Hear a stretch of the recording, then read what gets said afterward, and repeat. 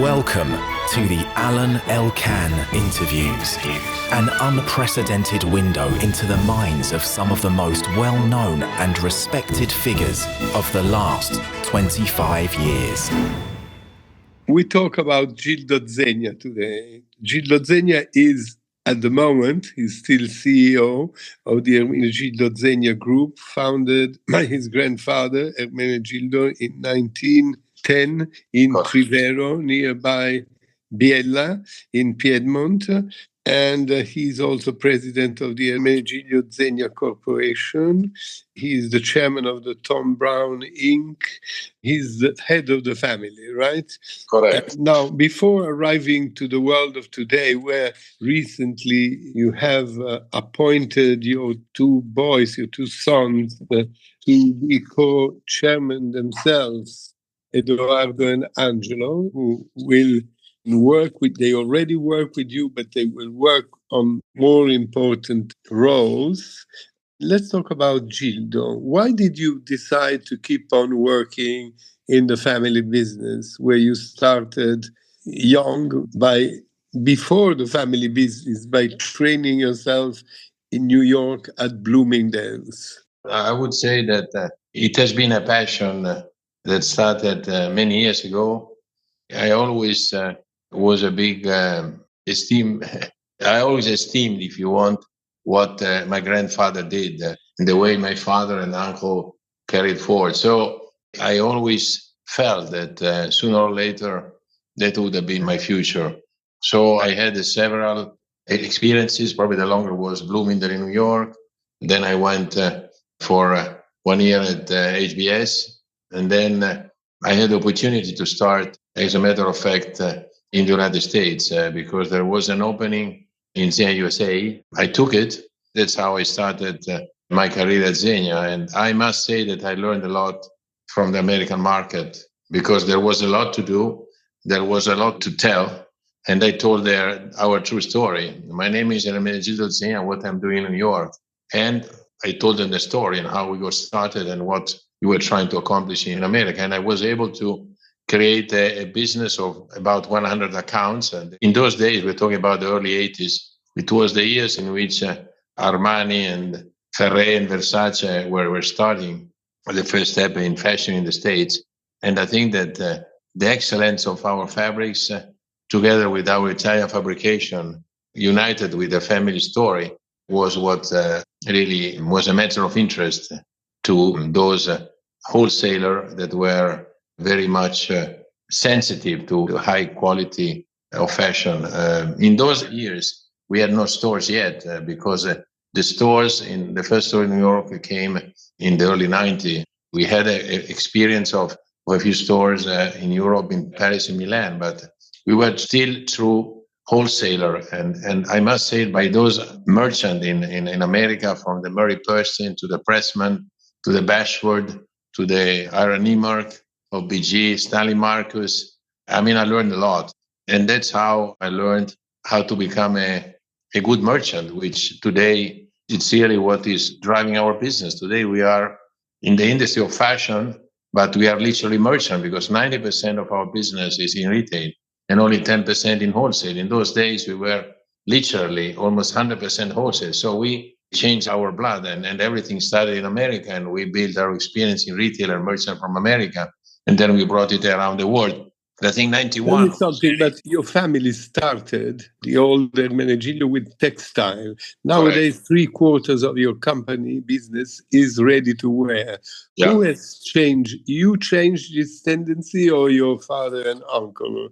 My father, I have to give credit to the second generation because they were the one who moved from textile into apparel, I would say in the late 60s. And they started to open filiali di commercializzazione around the world and going direct. I mean, one of the characteristics of our brand that we always keep the distribution, we went direct. First, through filiali di commercializzazione, went direct to the stores I'm talking about. Then we open our own stores. No franchising or no agents, because we want to have a direct contact with the market. And I think this is what made us click. But the big turnaround was China. China, we were the first brand in 1991 to open a luxury brand in China. Today, China is still the biggest market, even though it's less prominent. Why did you decide to have Thom Browne or to buy Thom Browne and Tom Ford? We needed a scale. One of the things I learned at FCA, in particular with Sergio and John, is that scale mattered. And I think that I felt that after COVID, we had to transform our brand into a more lifestyle brand, which we did. We went from 3 brands. We had 3 brands, Zeta Zegna, Couture, and Ermenegildo Zegna, and we went to only one brand, Zegna, to Cour. Repositioned the brand up, and we open up product ranges, more casual wear beside the clothing we were known for. So that was one part. The other part is that we felt that we had to expand our opportunity to reach out new market opportunities. And Thom Browne first, iconic brand, very strong in Asia, and the opportunity to develop the women wear, which in Zegna we don't have. Zegna is strictly men's. You are the largest menswear brand in the world. Yes, in luxury, yes. In luxury, yes. And I think that we still can grow. So there are opportunities that we still can foster by strictly being focused in men's. And the second is Tom Ford. That was something that we had a minority when Domenico and Tom were there, and when they decided to sell, we went for it, and we were able to take the fashion part, whose brand is owned by Estée Lauder, that does the beauty part, and Marcolin the eyewear part. Going back to your question, scale in terms of being able to develop a women wear business and a strong leather accessory business, which we did not have in Zegna then. Today we have some in this leather accessories. Second, in order to gain a better bargaining power with landlords, I think one thing is to go to landlords with one brand, the other thing is go to 3. The third aspect is talent. I think that there is, very competitive talent scouting around. And so I think that going with 3 brands, you can better get talents. And fourth one, economy of scale within the group. We are a fully integrated supply chain, in particular what we call filiera, from ship to shop.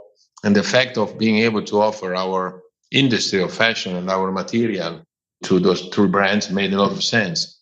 Fifth, shared services. You have certain functions that are common denominator across brand, from HR to IT to accounting, and those can be shared. So all that means scale. And I think that we did well because we have 3 complementary brands at the top of the pyramid, and with 3 different customers. And the group today is much better balanced in terms of product category and in terms of geographies. I think that the fact to have an even geographical balance is 1/3 Asia, 1/3 Europe and Middle East, and 1/3 the Americas, makes us not immune to the up and downs, but better able to absorb the up and downs that luxury it goes through. So, and last but not least, growth factor. I think that it's easier to grow. But you are trying, if I understand well, to enter also in the women's world, not only to be a menswear. You quoted in 221 your company or your holding at the New York Stock Exchange. Wow. So you became a share that people can buy. And then, you talked about China, about America, South America, but it's also very interesting that you are pioneer in Africa. People don't talk much about Africa, but you invested in Casablanca, Cairo, Lagos, Angola, South Africa, Mozambique. I mean, you said, or somebody said, that it's not impossible that Africa will be the China of tomorrow in terms of market.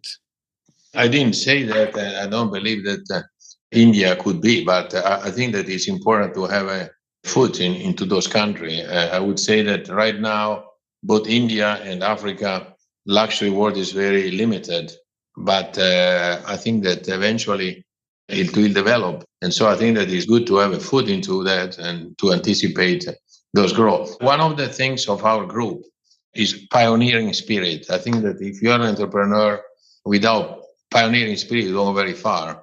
We've been betting on new realities ahead of time. And I would say that probably 85% of the time we were right, 15% we were wrong. And so I think that the move into India and Africa goes into that pioneering spirit, knowing that you have to go there for the long term. You have to bet for the long term. You cannot just say, okay, it will happen in 2 to 5 years. And so that's the approach. I must say probably the biggest bet that we had was in the Gulf area, in which we bought our franchising about 8 years ago. And since then, we've been growing dramatically. And we are really, just for your information, the Gulf area was 3% of our business before COVID. Today it's 10%, which is unbelievable. So I would say that we were able to balance other areas that has flattened, like China. But this spirit remains, and every time there is an opportunity, we look into that and we just go, because branding is something that you have developed. You have to take a long-term approach. Besides, many of those population travel the world, and so we meet them. If you invest in those countries, they see your brand, they recognize, and then maybe they buy abroad. So I think that it was a matter to develop the population. So one thing to look at the matter is not looking at the market, look at the population. What percentage do the American population represent of your business, regardless of whether they buy it in Milan or they buy in New York or whatever. And so I think this is the way we really think about it. You combine in one person the manager and the entrepreneur. I mean, the entrepreneur, the shareholder, obviously is the one who takes the risks. And if I understand well, you say that there is no good entrepreneurs unless you take some risks. Obviously, they are calculated, but nevertheless, if you stay where you are, you don't go very far. Correct. No, so this is a little bit what you had in mind. Correct. And this has been my grandfather, this has been my father, this is me, this is going to be my children. Take risk, just give it a try. I think that I like the way you put it, calculated risk. Being a public company, you have to make sure that you get a return of your investment, and you have to explain to the investor why you did this or why you did that. And so don't overpromise. I mean, I learned from that you don't have to overpromise. And if there are issues, just put them on the table. So I see the fact that we are a public company, in particular New York, as a sign of being even more disciplined and having a strong governance and respect, your all stakeholders the same, in particular, having a wide variety of shareholders. And I think that it has made us grown up. And to be honest with you, the succession plan that I envisaged 1 year ago and that came live as per yesterday goes into that direction. I turned 70, which is not old, but is not young. And I had a sense of responsibility to do this move in a moment in which I'm healthy and still energetic and I still can contribute. And I will preserve the legacy. I'm available for a recommendation and I'll be involved in strategic project. And I think that's the way I see it, make yourself available at the right time. And I think that the timing of this change, I think that is perfect. And I'm very proud that we were able to find internal talent and not outside. As a matter of fact, I've started looking 2 years ago, thinking about this project. Probably this is the biggest project of my career, succession planning. After probably IPO and this have been my two trophies, if I may say so. And 2 years ago, I started planning, started looking around.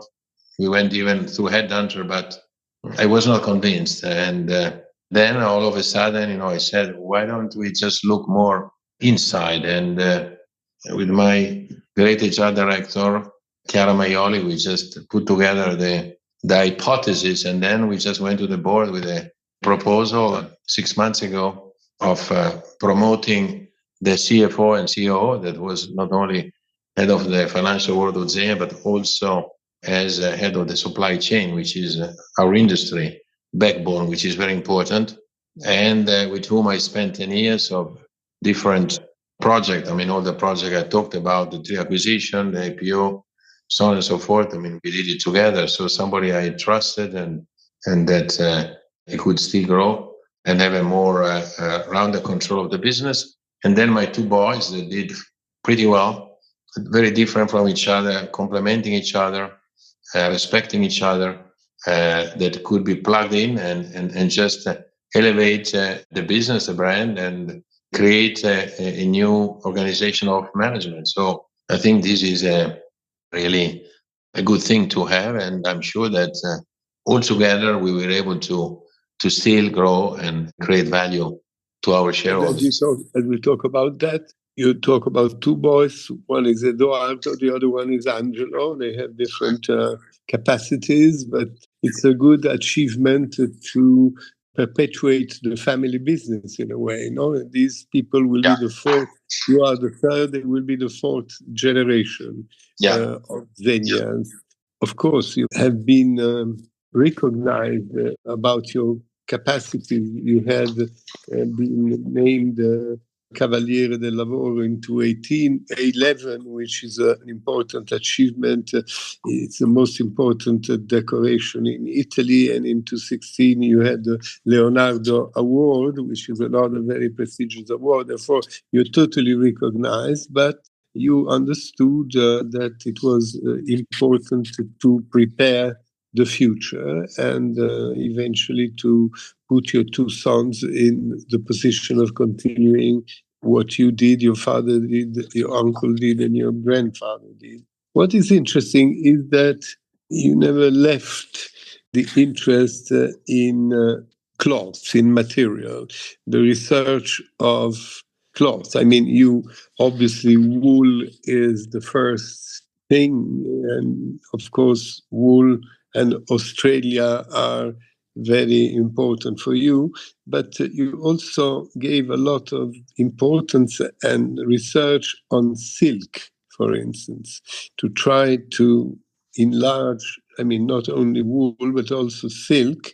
And one of your sister, Anna Zegna, also tried to find the way to create waterproof material for suits, which means that there is a constant research in new fields, in new materials, which are not nowadays the largest market, but they are still representing almost 10% of your business. And plus, you use obviously your textiles in your suits, in your clothes.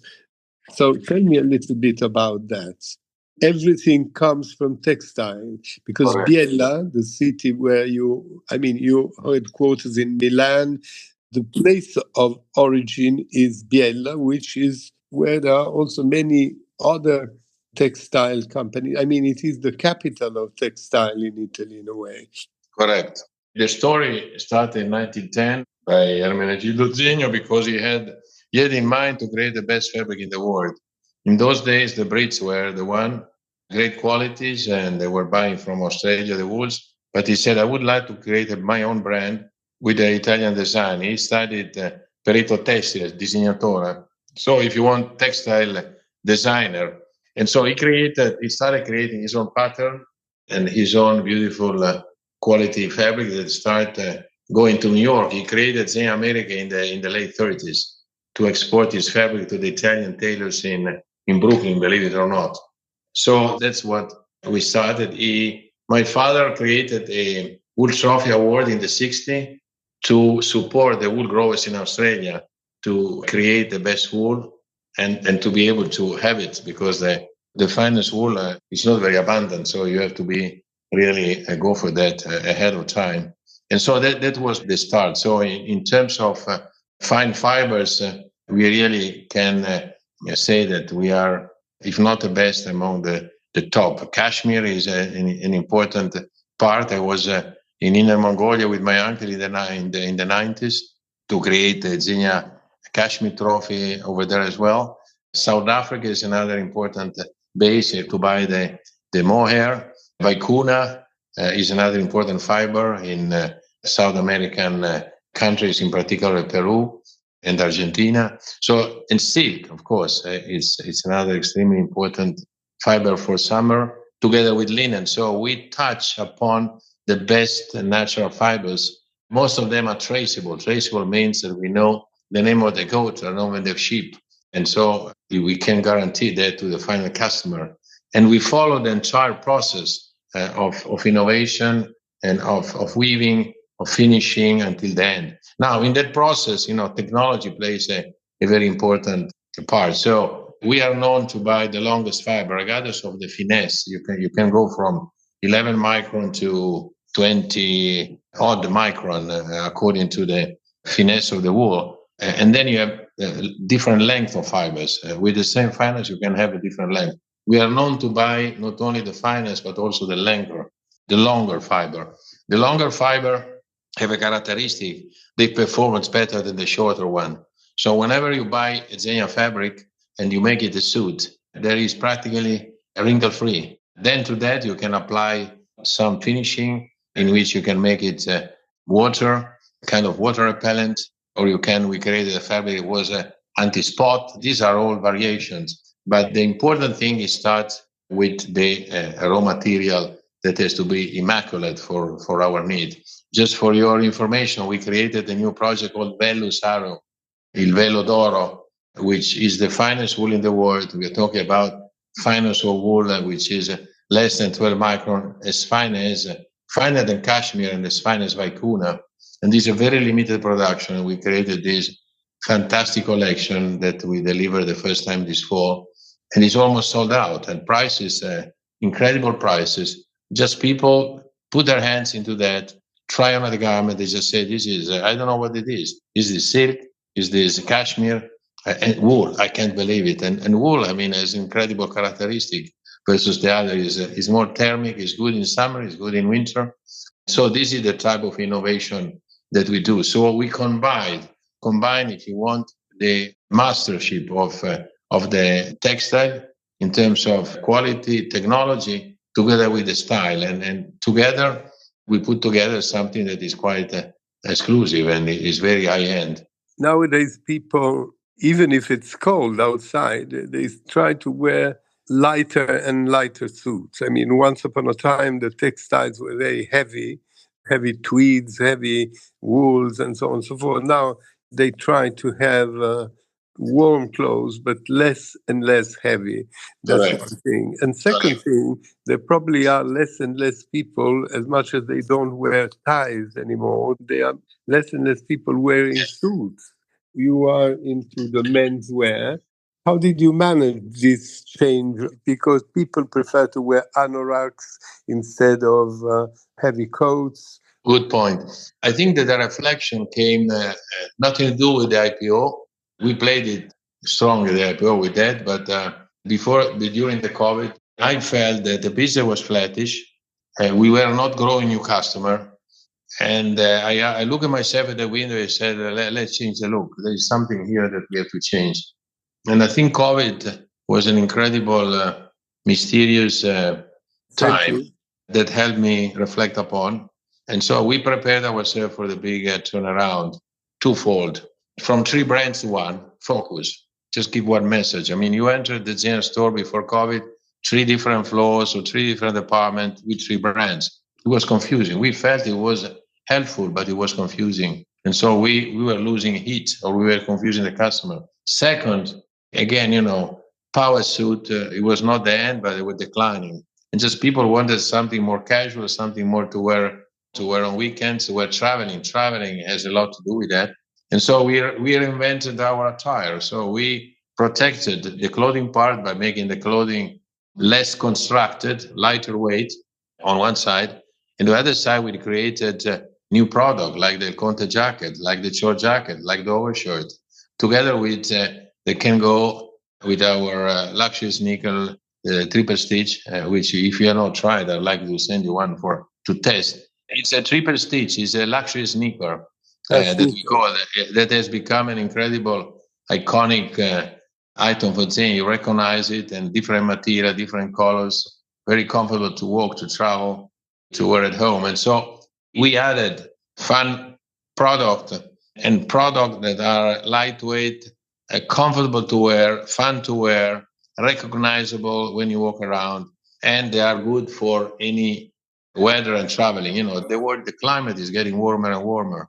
People don't wear ties. You don't no tie. Look at me. This is the jacket, which is called Conte jacket. I mean, it's a jacket you can wear with the collar up like this, and I can wear it with the collar down like this. And if I want, just wear a polo and a tie. And so I put a sweater as a scarf, and that's it. I still feel apropos, but just feeling I wear a sweater. So all this mentality, I think, needs a lot styling. And so we created in the store, instead of having people that only sold, people that understood this style and were able to tell and explain this style to our customer. Then you anticipate. We anticipated all that. And we started, Angelo, my younger son, was in the States just after that. And thanks to that, and thanks to the technology, he created an app in the store to our mobile and an iPad system that he could reach out the customer at home. And just by creating this new styling and explaining why these products were different from before. And today, believe it or not, through this app, 50% of our total business is outreach. That is created through this application. Whether they come then try it in the store, or whether we send them to their homes or to their offices, doesn't matter. It's thanks to this new technology of being able to transfer the styling to them according to who you are. You wear probably things different from Lapo. So I have to know what you wear different from Lapo. This is something we always did.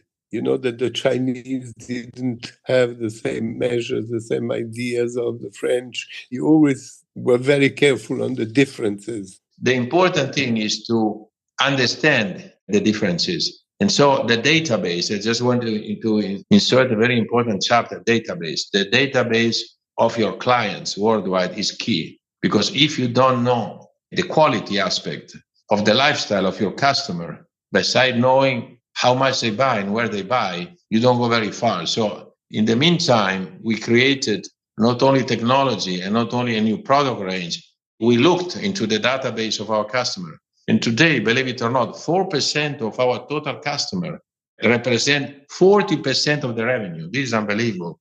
4% of the client, 40% of the total retail business of Zegna. This is really an incredible trophy, because we really worked with them and we created wardrobe for them, also helped by another aspect, which is key, personalization. Today, because I'm surely you agree with me, we want to own something only for you. And so the personalization factor of giving opportunity to he or she to create his or her wardrobe is very important, to be delivered in an ultra-fast way. In America, because we created a special service in America, we can deliver our garment in 2 weeks. We are not talking about common product. We are talking about top product, because they just want it tomorrow. In America, they don't want to wait. Some luxury brands, like, who knows, for instance, Hermes or Rolex watches, when you are in an airport or you are in a shop, you see something you like and you want to buy it, and they say, oh, it's not for sale. You may have it in 2 years or in 6 months. Or there is this attitude that you see the product, but you cannot buy it. Yeah. What do you think about that? No, I think... is it the same thing for Zegna or not? That I see a beautiful... No, it's a very intelligent question, if I may say, interesting question, because we do 2 ways. We offer what we call our made-to-measure personalization, which is more, if you want, standardized in terms of that we are already in control of the material on that particular pattern in the industry. And so we can provide the product between 2 and 4 weeks. And this is for the people that just don't want to wait. And I think that most of us are like that. If you like something, you just want to own it, period. It's called impulse buying, no? Impulse buying, correct. On the other side, you have products that are not available, that you can create in a smaller series, very exclusive, which we do, which is, for instance, our bespoke, that you have to wait at least 4 months in order to get it. So we offer both opportunities. I would say the first, if you split the total personalization business, I would say that 85% is the former one, 15% is the latter one.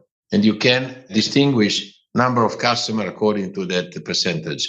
So we are in the possibility to offer both of them. For instance, let's just make an example. We created this new concept called Villa Zegna. Villa Zegna is the house of the founder, which is immaculate. I mean, one day you'd like to visit us in Zegna, I'm very happy to take you around and see what we created there. And so we export the content of Villa Zegna around the world. We created in Dubai 6 months ago the Milan fashion show that we exported from Milan to Dubai. And we created a Villa Zegna experience for the top 200 Zegna customers worldwide, people that buy at least 50,000 euro a year. And so they went through a total experience, and we provided to them product not available in the store that you cannot buy made to measure, only done with them with some precious fibers or some special accessories. And those are only bespoke, and it takes 4 months. But you have to be invited to those particular events, and you are one of the few hundreds that you can participate. So this is more the Hermes way you were talking about.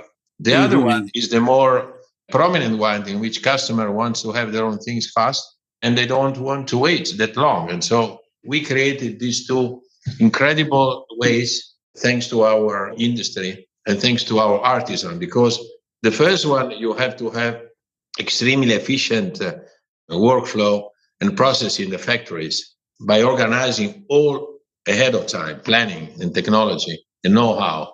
The second one is artigiani. We have an atelier shop in Milan with 10 tailors working on bespoke. And so we, according to what you wish, we can offer you both. But if we know that Alan is a bespoke customer, I don't waste my time to come to you with a 2 weeks service personalization. I go with bespoke because I know that you prefer the slow and process than the fast process. So it's a way to be flexible and understanding what the customer wants accordingly.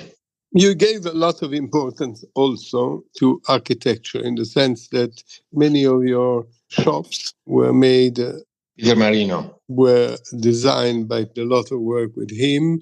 Now, I think you're planning club in New York with the Drulers sisters. You know already. I mean, you're not only creating these beautiful stores with Peter Marino that also works for many other famous brands, but nevertheless, I think you were among the very first clients of Peter, and you also try to do other things. I think you have an hotel in Beijing, something in Beijing, but what I know is that you are opening this club in New York. Yeah, good point. The club is called Salotto Zegna. We are proud to be Italian, and we try to utilize as much as possible Italian names, even though Chinese, they don't understand it, but we'll explain. I mean, there is a story about this nomenclatura. So Salotto Zegna is what others would call lounge, would call an atelier.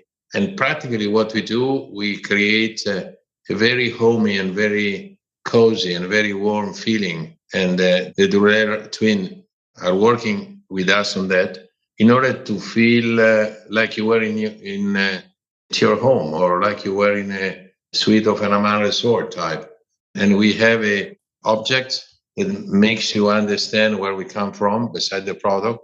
We offer you amenities, and we have an extremely expert personnel between between an ambassador, a butler, and a stylist. So something like that is able to explain you what we're trying to do, where we're coming from, and being able to meet your wishes or your dreams. And so we take them literally through emotion, through experience.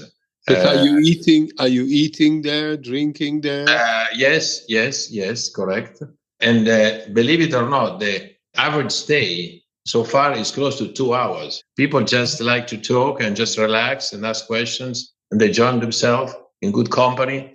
And so New York will be the biggest. We are planning to open it next year. However, there are already 4 that have been opened for different circumstances in the past few months. one in Shanghai at plus 66, the other one in Beijing at Shikon Place, the other one in Singapore at Paragon, and the fourth one, the one is working the best in Dubai Mall, in our new flagship in Dubai Mall. And it's incredible the traction that those projects are giving to the brand and making the customer feel very important and very valuable. And when you make them feel like that, it surely gives you a lot of results. Gildo Zegna, listen, your story, as we just said and we talked, it's obviously a successful story, including having organized the future in order to keep family business, to keep it in the family.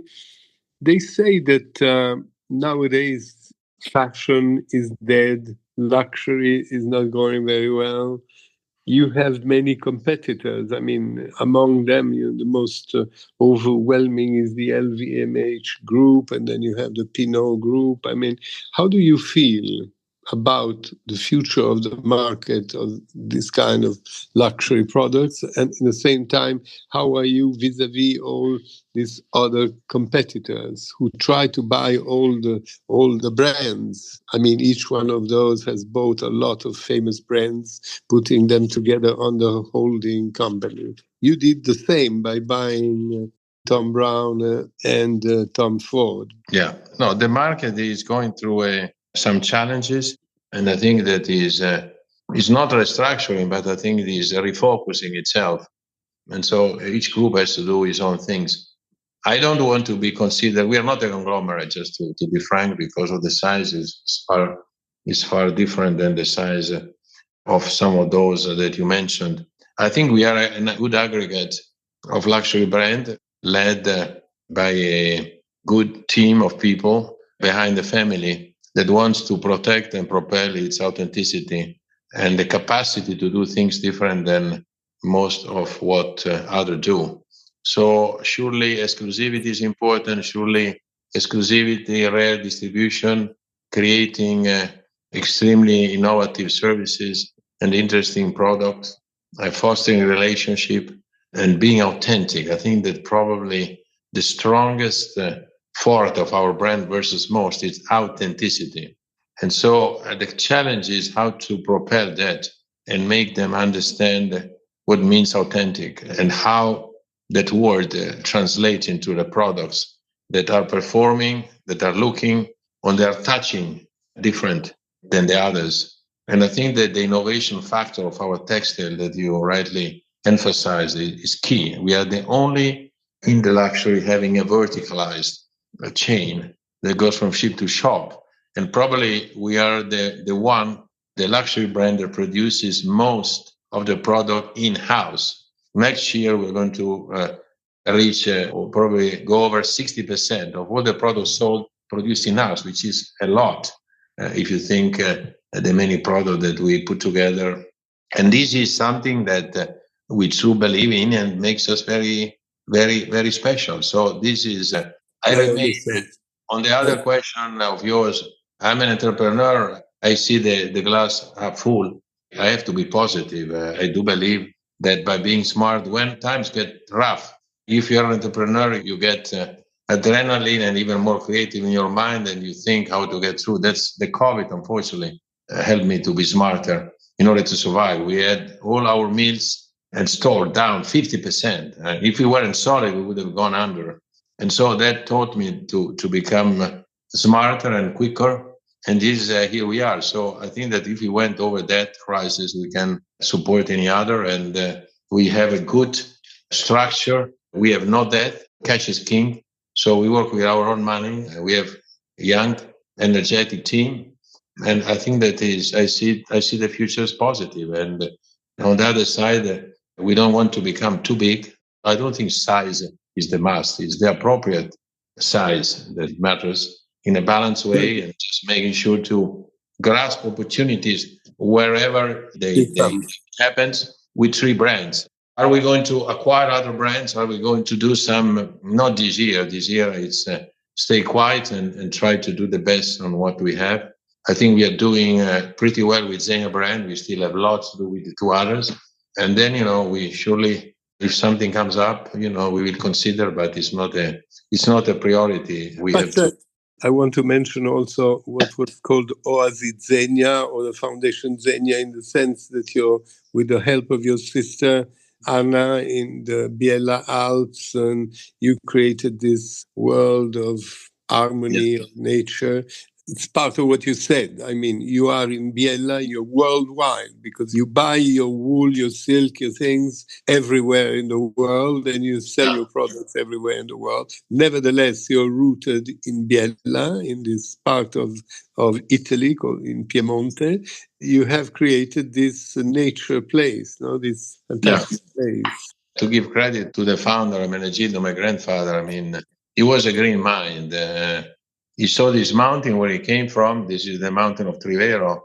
And he said, I want to make this mountain more livable. He planted 500,000 trees in the 30s, which is unbelievable. He created flower valleys.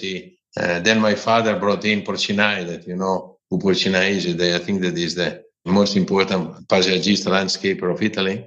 And he created this fantastic valley of flower, rhododendron, azalea. He created this road called Panoramica Zegna. And he created this ski resort that today I manage with the CEO of Oasis Zegna. And we are bringing tourists to Biellese, which is used to be only a textile area. Now is becoming also some sort of touristic area. So I think that the green mind is in our heart. Mind you, Oasis Zegna is in the family. It's not part of the business. And we are very proud of that. And we have the fourth generation that also helps us in that. And we want to foster that and make this something very key in our story. So respecting the nurturing, developing a territory and giving back. I think that was the truth of the matter. My founder said, the people in the valley helped me to become somebody. I just want to give back to them and let's make the territory more enjoyable. And now we are trying to make it reachable also for people out of our territory. I created a ski racing, Oasis Zegna. It's a new project. Together with FISI, Federazione Italiana Sport Invernali, it has become one of the two ski resorts where athletes for the Olympics of Bormio Cortina will train during the week. And so I've got slopes only for training, and I'm trying to promote it for the young and for the sport. And I think it's nice, to give a contribution also to the community and to the sport and in the interest of young people.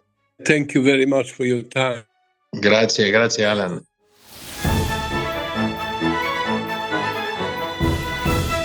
Alain Elkann interviews.